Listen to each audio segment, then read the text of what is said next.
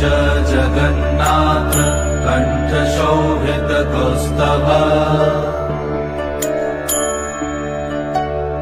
पद्मनाभ वेदगर्भ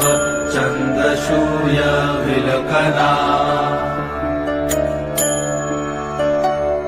जगन्नाथ लोकनाथ नीलाद्रीश परहरि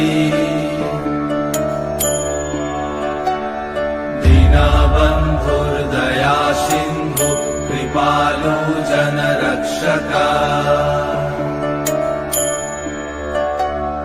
कम्बुपाणि चक्रपाणि पद्मनाभ नरत्तम् जगत्तं पालको व्यापी सर्वव्यापी सुरेश्वर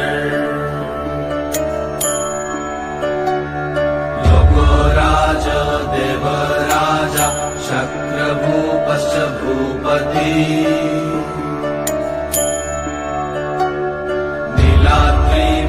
नीलाद्रिपतिनाथश्च अनन्तपुरुषोत्तमा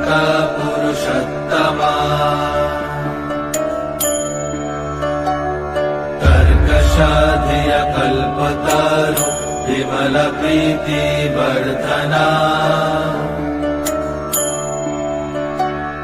बालभद्र वासुदेव